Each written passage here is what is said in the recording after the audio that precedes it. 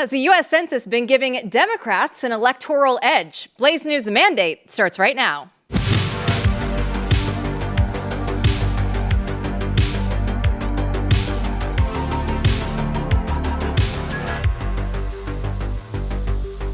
Welcome in, everyone. I'm Jill Savage, joined in person by Editor-in-Chief Matthew Peterson, who's made it all the way back from sunny California. Feels good to be back in America. It's kind of nice. And Steve Baker, investigative journalist, has also taken a flight here today to join us. He came in all the way from Washington, D.C. Yeah, just to be here with you today, Jill. You have been, and it's just looking at all the things that are happening this week. It's all about gerrymandering, right? I didn't think that we would go through and spend a whole week talking about it, but here we are. So it's going through, right? Drawing all the congressional district lines and trying to make sure that you guys win and your opponent doesn't win. And, you know, now Donald Trump has turned this spotlight on to the census, and he's calling out how Democrats have been using it to keep their secret weapon to strip Republicans of seats that they should have won. And he goes through and says that I have instructed our Department of Commerce to immediately begin working on a new, highly accurate census. And his Deputy of Chief of Staff for Policy, Stephen Miller, has slammed the Democrats' illegal alien agenda and condemned the consequences for their open border policies. Democrats rigged the 2020 census by including illegal aliens. Remember, they sued Donald Trump. They sued the administration. They fought tooth and nail to include illegal aliens in the census. 20 to 30 of House Democrat seats wouldn't exist but for illegal aliens. There you go. Stephen Miller coming out saying the things that need to be said, and Matt always doing so eloquently. He gets right to the heart of the matter. Yeah, there's someone who's at least willing to fight for the mandate, and this is actually more important than a lot of the other issues that everyone's talking about. Even though there's all kinds of important things going on in the administration, this is more important than anything else. It's rock solid common sense, both when it comes to the Constitution itself and how things are supposed to operate, and when it comes to, actually winning. Because what has happened is, if you can count people who are here illegally, you skew the entire game.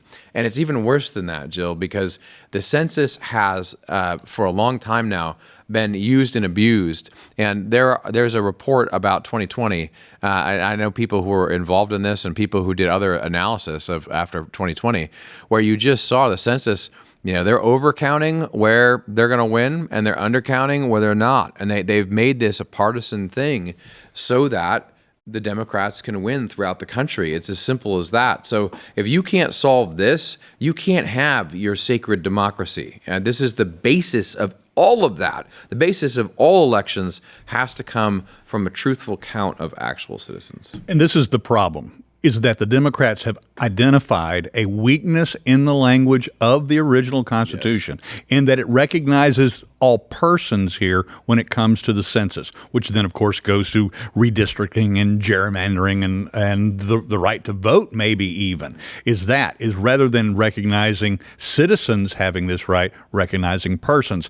I actually had a conversation with an actual constitutional scholar yesterday in D.C., a lawyer who has a real problem, somebody that's on our side, ostensibly, who has a real problem with even the language coming out of the administration saying, common sense says this should have applied to citizens and should not have been an open door for the Democrats to flood across our borders voters, or at the very least people they can count so that they can have more Congress members in the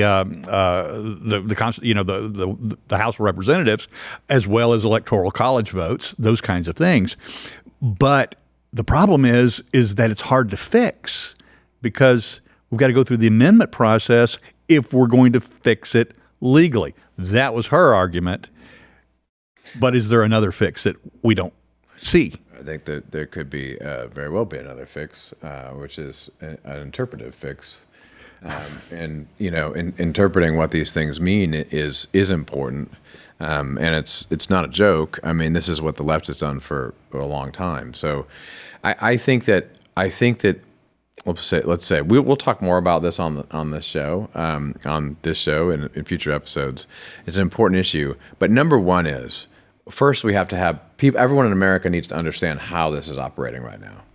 Right. And so if Trump starts fighting this and everyone starts to realize the way that this is operating right now is that if you are counting people here illegally, you get to win. And this is very much like, it reminds one of what the slave power. This is the exact. So when the Constitution passed, when they argue about the Constitution in the beginning, right, 3/5 a person, everyone says, "Oh, this is terrible," right? But of course that was saying it only counted slaves as 3/5 a person, but that wasn't actually in there for some weird slavery propaganda reason. It was in there because the North didn't want the South to be able to count people who weren't able to vote and then overpower the North. You'd never get rid of slavery, right? And so you would never get rid of slavery if you had allowed everyone to count fully.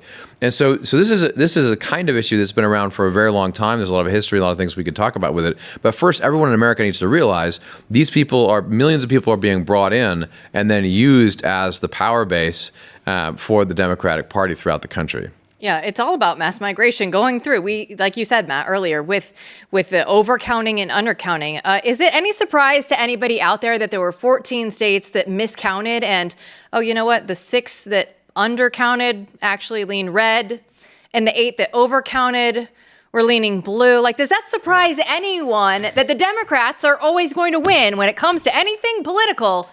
The Democrats are the winners. I think what everyone in America wants is just an accurate census. First off, Right. Come on now. How can we do that? How can we actually count the people right now? That seems very difficult. We would like to have an actual census. And there's more than this. There's a lot of dirty tricks that have been played when it comes to the census over the last some years. So this is a problem that we really need to fix. It is refreshing just to see the focus and attention on it. But I think that Steve is right. There's going to be a very interesting debate and discussion starting to arise here soon. But we need to have that debate, and we need to have that discussion ASAP. And Stephen Miller, he is the man to go out there and lead the charge. Don't go anywhere. We have a great show coming up for you. We'll get to the deep state with J. Michael Waller. But when we come back, one of our favorites, Oversight Project President Mike Howell, he always brings the heat. Don't go anywhere.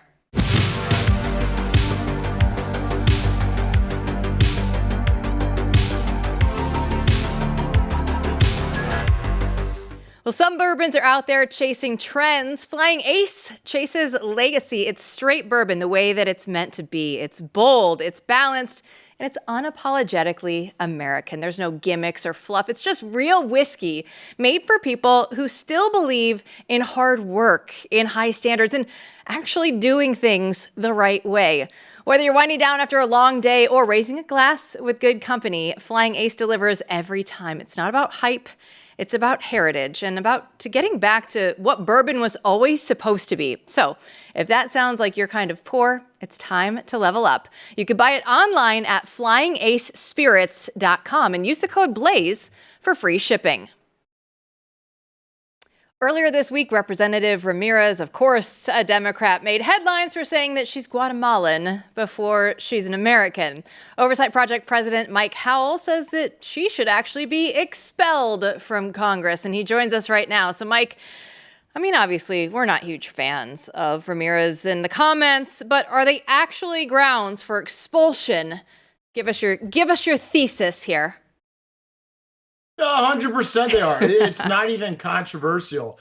It's honestly the assertion of the simplest baseline duties of a member of Congress to support the country they're a member of Congress in. And the Congresswoman Ramirez clearly stated on the record in a foreign language, in a foreign country, that she is first a Guatemalan and then an American. And I know, this seems like language we're kind of used to. We're not surprised. A lot of us know that Democrats in the left are for the open borders, for the other countries. You go down the list. But when they say out loud, and without leaving any question, without caveat, without hesitation, something so on the nose and direct as I am a Guatemalan before I am an American, then they cannot serve in the U.S. Congress. And there's a reason why there's not a direct precedent for this. It's because we're lucky enough not to have had this happen too many times before. But in any period of U.S. history, this is immediate grounds for expulsion. And this Congress should move to do it. Of course, the Democrats won't vote for it. but make them wear it. And I want to see Republicans that actually can defend the bare minimum standards, and this is a bare minimum standard. So it's interesting to me how all of a sudden people are waking up to the fact that this is actually, at the very heart of why you would expel someone from Congress if you're not loyal to your own country.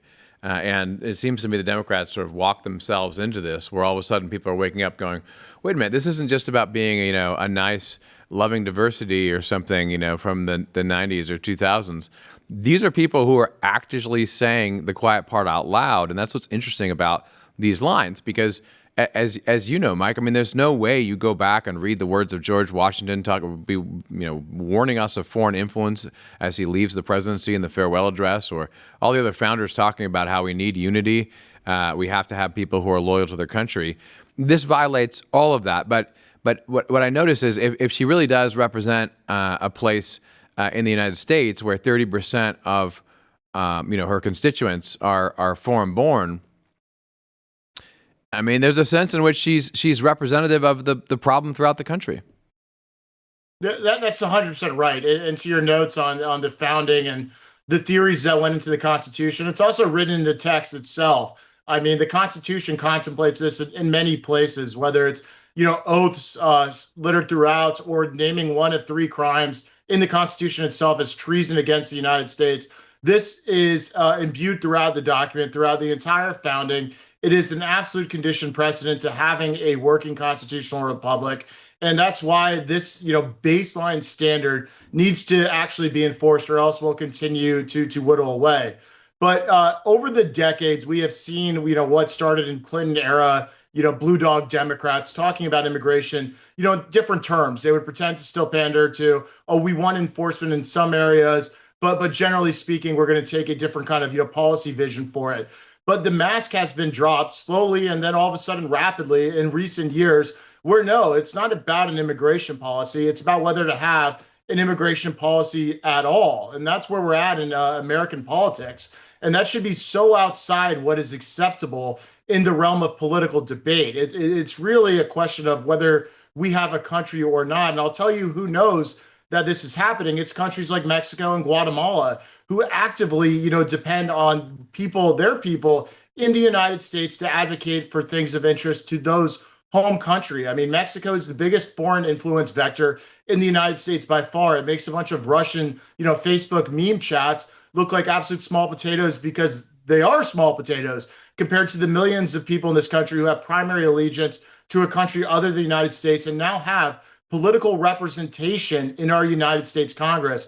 And so the Congress needs to step up and say, no, this is not acceptable. It's outside the terms, both in the law and the statutes and the rules, but also in the whole theory on what this country should be, a country. And therefore, Ramirez, you got to go. You can't be here. And Mike, how far can we go with this? Because we have some problems with language in the Constitution. For instance, the use of the word persons instead of citizens. Should we allow individuals or persons with a dual citizenship to even be in Congress? I don't think so. But is that a problem constitutionally? The same thing is extended to the immigration problem. We have the problem of persons versus citizens. The same thing with the census issue that has just come up in the last couple of days. Persons versus citizens. How do you see us navigating that? I think there's room for, reasonable, intellectual, good faith debate about the meaning and application of some of those terms. And that's largely how the United States throughout its history has approached those questions. What is not a reasonable and good faith debate is a representative standing in a foreign country and saying in a foreign language she supports a foreign country first. But obviously on all those issues that you laid out, I think there's an absolutely strong case for the interpretation I think you're leaning towards, and that's where we would end up working through the system of government, up to the Supreme Court for final interpretation, because the facts and history are on our side there. But this is just so outside even entering into that process that it needs to be dealt with on the front end. And, as we noted at the outset, of course, Democrats aren't going to expel her. But if they're going to allow their mainstream political party to be supportive of, having foreign representatives in it, they should be made to wear that, to get on the record and say they're taking this step that is so out of line with the history of the United States the Constitution itself, that it's not even close to the realm of debate as to like meaning of person and its specific application to the more serious arguments we're having today.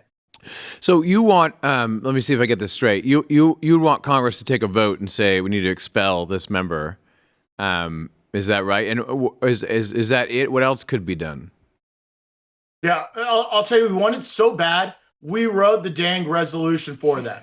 We posted it up on X today. We put it in their fancy font with their fancy placeholders, even a little cursive in there for you all who follow the legislation. But yes, we put it out there because we know, it's August. Republicans will do what they always do. They'll pick at her on social media. They'll use it as a talking point. But from where I'm sitting, this like gradual sliding of standards over the decades has allowed this behavior to actually become not surprising. Like no one's surprised that she feels this way. They're only surprised that she was dumb enough to say it out loud and on camera. And so we want Republicans to basically say, no, there are boundaries to these types of things. And some lines are so red and clear, we're going to sit here and draw them. But short of that, clearly she should not have access to any sensitive information. Clearly, we should not pay for multiple codels to foreign countries, with U.S. taxpayer resources and our dignitaries all around her to trade off information. Clearly, we should deny her every access that office affords to it because she should not be there. And it's plain and it's simple, and she should frankly go back to Guatemala if she loves it so much. So where is the line, and where does it need to be drawn when it comes to Donald Trump and the talk this week where he's trying to go through and potentially federalize D.C. law enforcement? I mean, the line should be right around D.C., turning it into a federal enclave. I think it's pretty cut and dry that D.C., due to kind of, its political leadership, it's, vastly out of step with the rest of the country in terms of, safety and law enforcement. It is an absolute zoo in Washington, D.C. I mean, a lot of focus has gone to the carjacking gangs of youth, and that's obviously problem number one, that's facing the city is the crime and people getting killed. But it's just decayed everywhere. It's tent city. There are people that are masquerading and calling themselves peaceful protesters that are just harassing people. It's ugly. It's gross. It is unbefitting of a prestigious nation's capital. And it's going to be a huge blight come the 250th anniversary of America. This is when the rooms should be cleaned and, the brass should be, all shiny. And we have our nation's capital that, is honestly one of our worst looking cities in the United States. And the DC Council will never do it. Mayor Bowser or whoever follows her next will absolutely never done it. It hasn't been done under Democratic leadership, and it's never going to be under any sort of competitive political contest or even let alone Republican leadership. It's just a playground for the furthest left of ideas, anti-police, and it's going to get people killed. And so I think it is not only a good idea for President Trump finally to start raising the idea of federalizing it, but it's about time. I would say it's more of a responsibility. He's the president of the United States.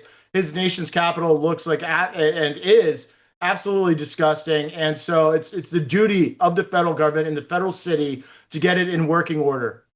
So explain this to me, as they say, like I'm a 5-year-old, Mike. What does the federalization of Washington, D.C. actually look like in function? I mean, are we going to see soldiers on the streets instead of the Metropolitan Police and the United States Capitol Police? Will citizens of the United States who have the right to carry their weapons to Virginia, right across the river, will we be able to carry them over into the district at that point? I mean, what does it even look like? Yeah, well, the first step is getting rid of something called home rule, which allows DC to basically, govern itself and reverting to like the constitutional norm and, standard of it being a federal enclave that is controlled by the Fed. So you get rid of home rule and you basically disband the DC Council and you put somebody in charge of Washington, D.C. to manage it. And so as a federally owned entity, federal law would apply to it. And so before I give you advice on where to bring your gun and not, I would say it would basically be like walking into, a national park. It would be governed, under the same kind of theory and construct there. And so you would see, potentially military in Washington, D.C. I don't think that's necessarily a bad thing, particularly cleaning up and the vast cleanup efforts that are going to be required. The gangs aren't going to love it. And so you're going to need some, people with badges and guns to really enforce the law. But over time, you'll see it kind of reverting to imagine a city in a national park. And with the feds ultimately responsible for it, both not only like in immediate theory, but also politically. It is going to reflect on President Trump's policies if, when implemented in Washington, D.C., they actually can clean it up, which, of course, I think they can. I was scrolling through your X feed before we did this interview today. You have a hot take on jaywalkers, or just Jayers, as you call them. Jayers are a huge problem. Okay, obviously the carjackers are big. Okay, for those out there that aren't familiar, you already know what jaying is. You just haven't heard it.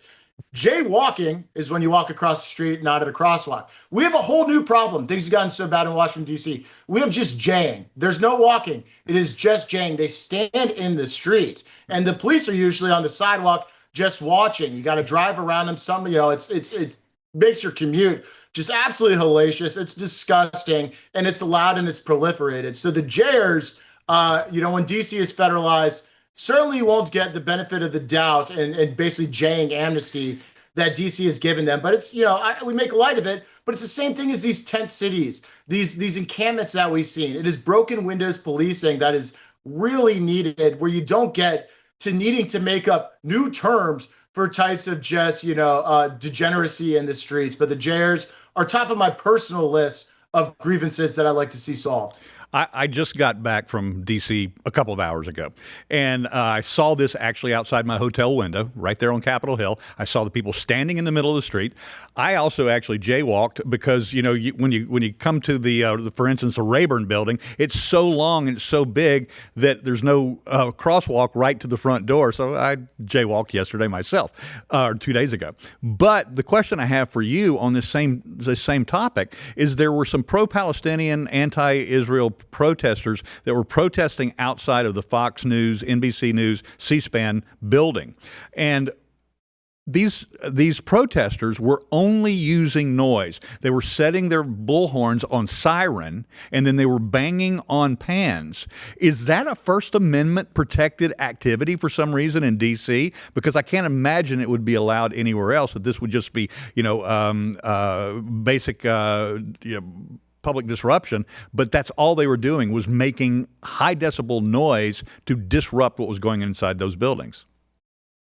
Yeah, absolutely. No, it is not a First Amendment protected activity to loiter in the street and harass everybody.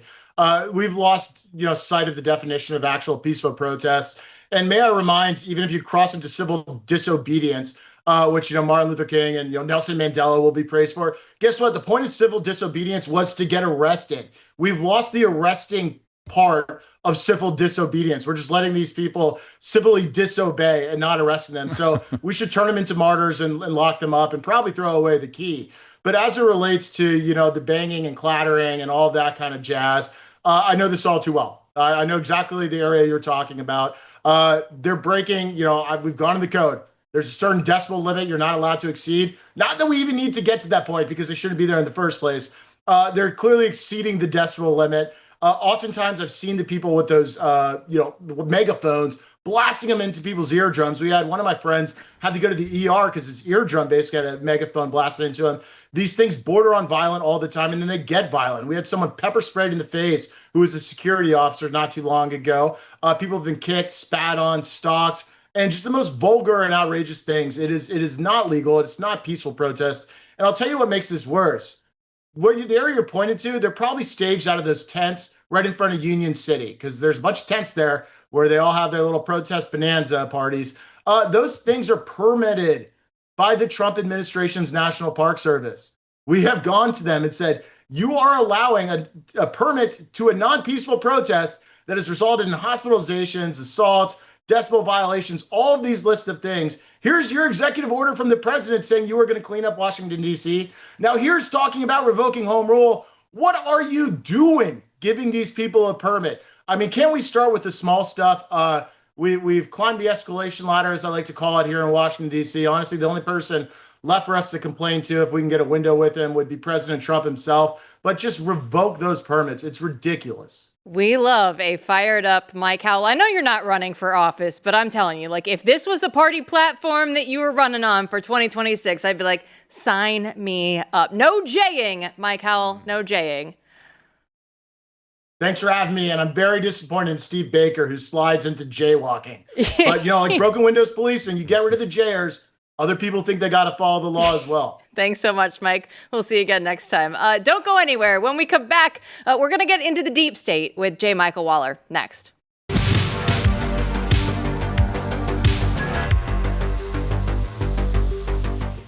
I have to tell you about The Cover-Up on Blaze TV. If you haven't watched it yet, it's a gripping docuseries that lays out how the government and public health agencies lied to you during COVID. They go through all of the origins of the virus, the lockdowns, all the vaccine narrative, and how big tech helped cover it all up. It wasn't about public health for them.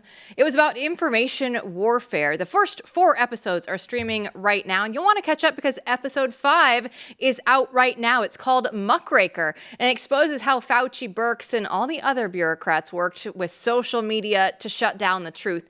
And it's not just censorship, it's manipulation at the highest level. So go to FauciCoverup.com/mandate, and you can get $20 off your subscription. That's FauciCoverup.com/mandate.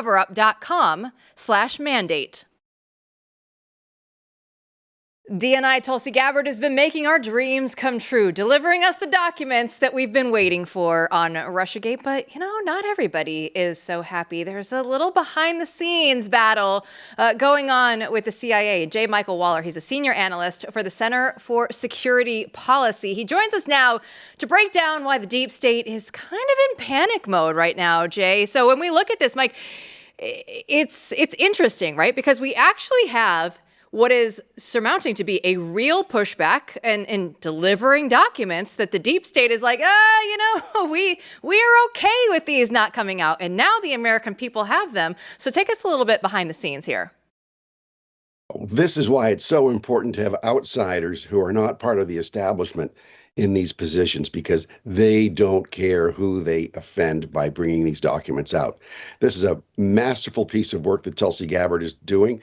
I wasn't sure she could do it at all. And to see this as just the beginning of something is just simply fantastic. Yeah, so I go back and forth on this the last 6 months. And I'm just going to say it on air. We're just having a free-for-all today here with Steve. We're telling people what we think about things. And when it comes to this issue of, the insiders who would be in charge at these places, it can seem hopeless at times, right? Just absolutely hopeless. The fact that you even need someone who's so outside the box to come in and do something so basic, it could make someone, just saying, it could make someone a little depressed. But tell us why this is so significant and actually might lead to something good. Washington, D.C. is a place, especially if you've been there for a long time or plan to be, where everybody knows when to stop offending the other side at some point. So you can win battles, but you can't really hurt the other guy because, you're going to be your career is going to be in this kind of conflict. So there's a lot of deal cutting and there's a lot of looking the other way. There's a lot of blackmail involved, too. So when you have somebody come in like Donald Trump and Tulsi Gabbard and others on that team who are actually doing what they said they were going to do, this is astonishing. And then to see the things that have come out of the FBI and that have recently been discovered in the FBI that somebody thought was disappeared forever. It shows that not only were laws broken at the time, but more laws were broken, some with 20-year sentences each time it was broken. And these are hundreds of times. You've got a lot of people looking at a lot of prison time if this is prosecuted right. Hey, Mike, so good to see you again. It's been a while, and I'm sorry I missed you by at least a day in D.C. this week. But I do have a question for you about Tulsi and the victories that she is producing right now. Is that our sources at ODNI tell us that they're still having a lot of problems with 2 different agencies in particular. Not so much the CIA guys, although that is an issue with them, but the biggest problem they're having right now is cooperation from the Bureau, from the FBI. Do you have any particular feeling on why that might be manifesting itself in Tulsi's work right now? Well, there are a number of things. First of all, ODNI itself, Tulsi Gabbard's office, is full of bad people.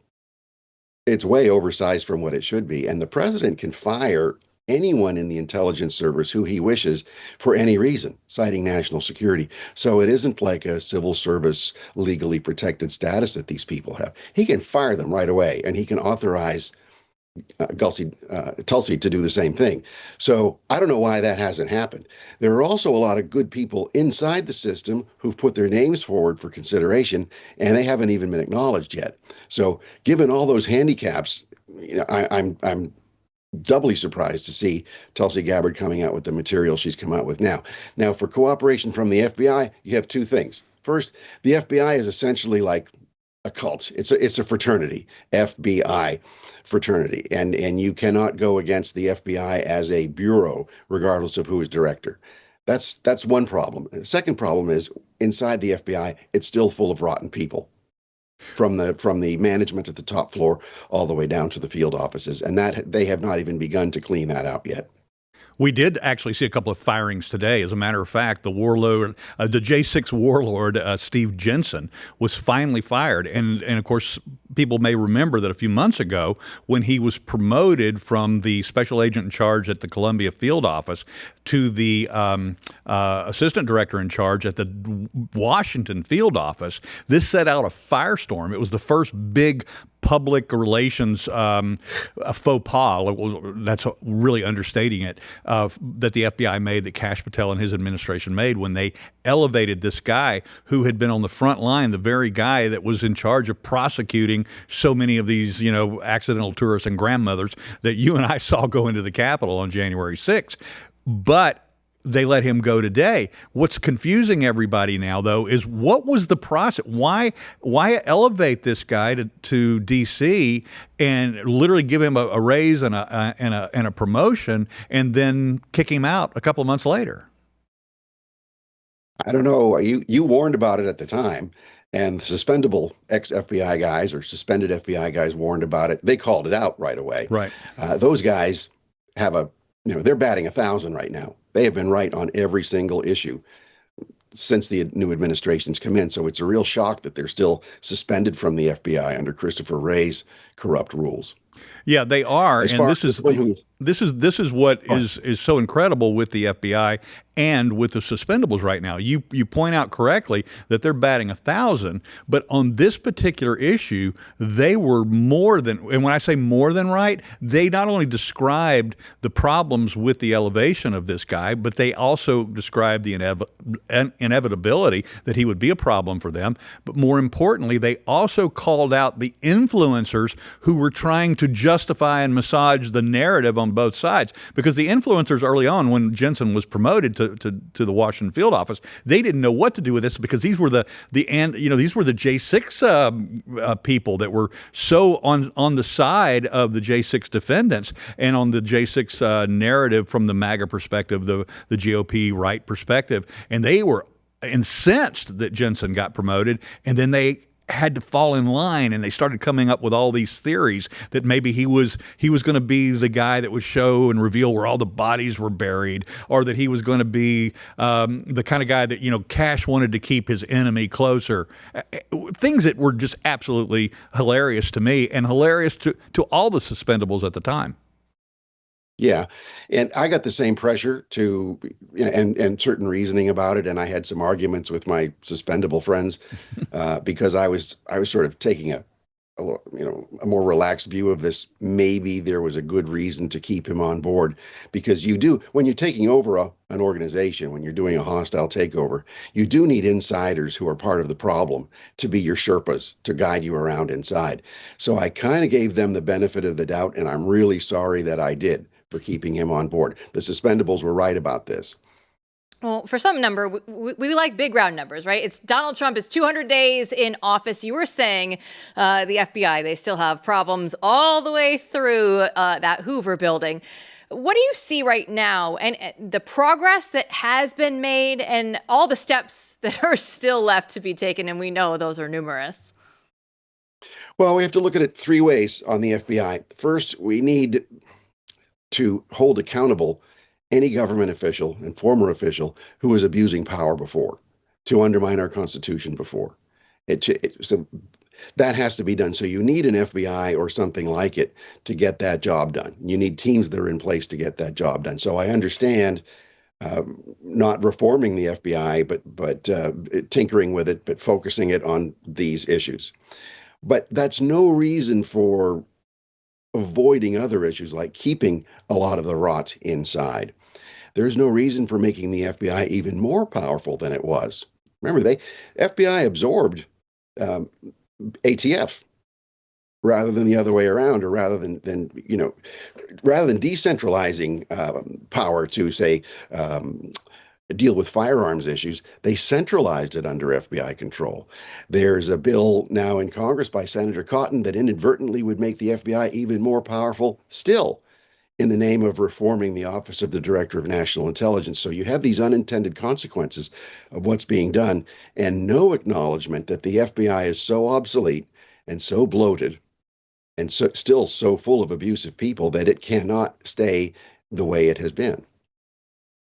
I have a different question before we let you go here. While we have you, though, I think that we've seen now over the last few months something interesting and a little disturbing when it comes to national security, complex, and that is without a national security advisor, right? Or a dedicated one. We certainly, Rubio has many hats. He certainly is involved in wearing this one. There seems to be throughout the administration what I'd call a highly centralized, at the core, cadre of people around the president who are doing all kinds of amazing things. But it leaves it a little bit, some of these positions not being filled by someone who's dedicated, right? It leaves a little bit of room so things sort of drift.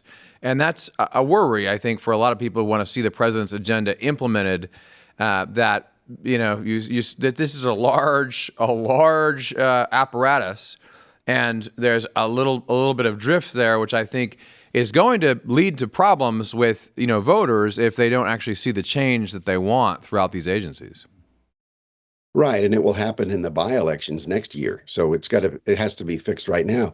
Thing is, Marco Rubio is a terrific Secretary of State if he could only be Secretary of State and not be acting national security advisor. And it's not just to give advice to the president, it's to reorganize the whole machinery of the National Security Council while he's reorganizing and reducing the entire State Department and developing new ways of developing a foreign policy, kind of the way John Quincy Adams did under President Monroe 2 centuries ago. He's doing that, plus heading up 11 government agencies overall, right. State, NSC, and 9 other ones. He spread so thin that you have the careerists and a lot of holdovers and a lot of weak political appointed people who are either making decisions or not making decisions. So while they're not making decisions, the Chinese are. Putin is. The jihadists are. So you have this either paralysis inside the machine in some cases, or the continued Biden policies in other places, the way we just saw right. The U.S. literally handed over our hemispheric security organization to a communist Chinese proxy. So this is a real danger when you have really great people like Rubio who are spread so thin they can't focus on their main tasks. Yeah, and just to be clear, Rubio's doing an incredible job. He has incredible people. But with that gap there in a lot of these roles, we gotta fill that in some way and shine a light on what's going on there. J. Michael Waller, we always love picking your brain. I absolutely love it. And the book, Big Intel, I'm still working my way through it. It is fascinating to get through. If you like this segment, go pick up the book. It is great. And it will give you a ton of information that I had no clue that you had so many different adventures early on in your life. I can't wait to meet up with you back in D.C. Thanks so much for your time. We'll see you. Thank you.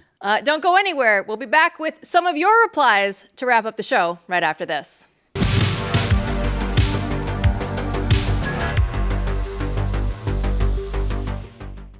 By the way, I have to say that somebody from Doge was very badly hurt last night. You saw that. A young man who was beat up by a bunch of thugs in D.C. And either they're going to straighten their act out in the terms of government and in terms of protection, or we're going to have to federalize and run it the way it's supposed to be run. The young man is big balls. I can't believe we still don't have this guy's real name. We still just call him that. Edward. With Edward. Well, that's Edward Big Balls. That's the only thing that we actually know him by. If we said his real name on here, no one would know. So it's crazy to see what's going on right now. So I posted on X, should Trump step in and federalize Washington, D.C.? to restore order. Let's go ahead and get right to your replies. Jim starts us off. He says, yes, he should. Sadly, once he cleans it up, the same people who are in danger will turn right around and vote the moron city leadership back in it. I mean, that is 100% true, but that's why it needs to be federalized. Yeah.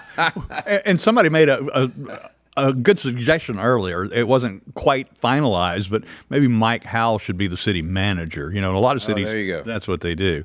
That would be a strong move on the president's behalf. We would all be down with Mike Howell taking over D.C. That's I right. think that would be a very good thing. I already said on this platform, if this is what you're running on 2026, we'll vote for you. If that's what we want to put him in as, I'm all for it. Let's go ahead to Lively One. Said, no, let's not forget the disaster that is TSA that was federalized after 9/11. We do remember that things don't always get better when the government takes it over.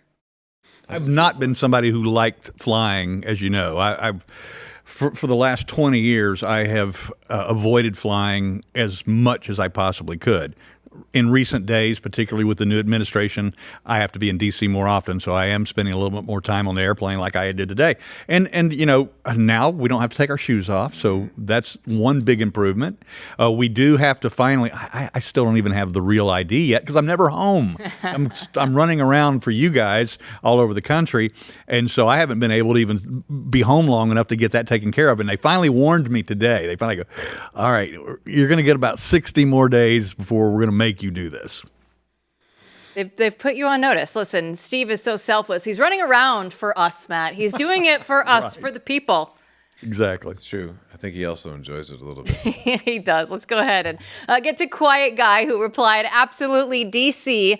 should never have been given status as a normal city. So this is what we realize, that we just came out of a time period in which the Democrats were trying to make it a 51st state, right? I mean, the whole goal ever since, as I was growing up, is the Democrats want to make D.C.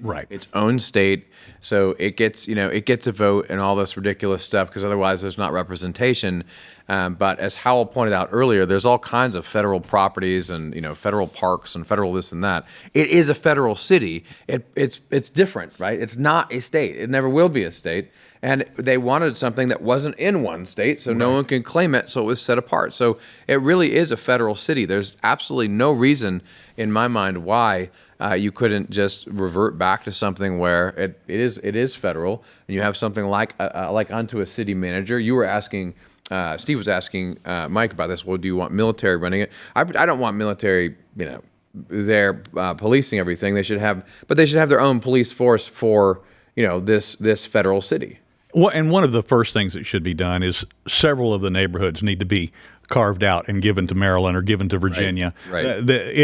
D.C. has become too bloated in that regard. Therefore, it's become the place that has, look, D.C. is going to be a welfare city anyway by the nature of the city, but it has become really much more so because of the poverty that's been allowed to grow there, which should be Maryland and Virginia's problem.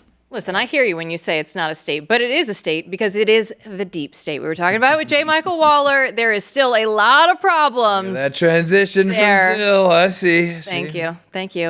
There are still a ton of problems. It's 200 days now for Donald Trump in office. We love the big round numbers, and there have been some really good things that have come out, mainly Tulsi Gabbard. Thank you so much. We really appreciate it. But, you guys, there is still such a long ways to go. Yeah, well, there is, and of all of the things that we've been able to cover today, and then hopefully we'll talk about some things tomorrow. But the bottom line is that we have a lot going on here. Mm-hmm. It's a direct result, as I said earlier, just a few minutes ago, is that the fact that Trump won in last November, he was inaugurated in January, is requiring me to be in D.C. more often, but it's okay. It's because things are happening and good things are coming. They're always saying, hey, follow the plan, wait, be patient. I'm not, but I can tell you that there are some things we need to wait on, and they are coming. Yeah, look, I mean, I've been thinking about this a lot because I've been at the Lincoln Fellowship, interacting with yet more another, group of people who are in and out of the administration, and in triangulating the picture of what's going on there and where we're at right now. I guess I go back to, you're right, Jill. There's a lot that hasn't been done and that needs to be done, but this is always what everyone signed up for, right? There's no way to just wave a wand and go in there and fire everyone. You can't. You have to fight that in the courts. You have to fight that with, God forbid, legislation. There's no way to go in and all of a sudden eradicate the power of these agencies that have been using all the resources they have to maintain power for decades. So what do you do? Well, you have to have an increasingly tight band of people that is growing, right? People, the super friends who are in the administration and outside, who are all in line with our audience and the voters and in line with giving you what you voted for. But that is going to be a protracted fight. That's going to, be fought inch by inch throughout the entire federal apparatus. It's not going to be over soon, and it's going to require everyone, instead of just relaxing right after the first 6 months or sitting there on laurels, it means increasing action and focus is going to be needed from more and more people. Until this thing, we really start to see some of the bigger wins that everyone wants. So the good news is, do we have people all over the place everywhere? Well, not everywhere, but there's a significant amount of people who are in place who are, the reason you go to DC and talk to them, who are looking to work with others. And that it's going to have to involve media as well. So we just need everyone on team more and more focused, more and more applying themselves to this battle, because it's only just begun. We got a baby step, a baby victory today, and 3 FBI agents are fired. Steve, we need more. We need more than just 3. Yeah, well, this is that was. I'm not even going to call it a victory, because it was a situation that should have never happened in the first place. It was a correction. It was a correction. I did like, though, that J. Michael Waller said the suspendables are batting 1,000. Yeah. Waller. Look, right. I was sort of. I don't know if I was quite in his shoes, but I was thinking the whole time, like, well, maybe there's some reason for it. We don't know. We can't, we don't know. We got to give it a little bit of benefit of the doubt. But that was great because, look at Michael. He's like, hey, Steve Baker, you were right. Suspendables, 100% right. And this was ridiculous. I don't think that Mike will be mad at me if I share this, but when we were on opposite ends of that particular circumstance, when Jensen was transferred to the Washington field office, he sent me a note and he was like, hey, we're good, aren't we? I went, Mike, we're good regardless of whether we have a single disagreement or not. Right. But it didn't take very long to manifest itself that, once again, all of these guys that people love to hate, the suspendables, they're right again. They are. No 4D chess is what you're saying. No. That's right. We're going to take small victories. We're going to take big victories. We're going to take victories however we can get them. Thanks for watching here, everybody. We'll see you back here tomorrow.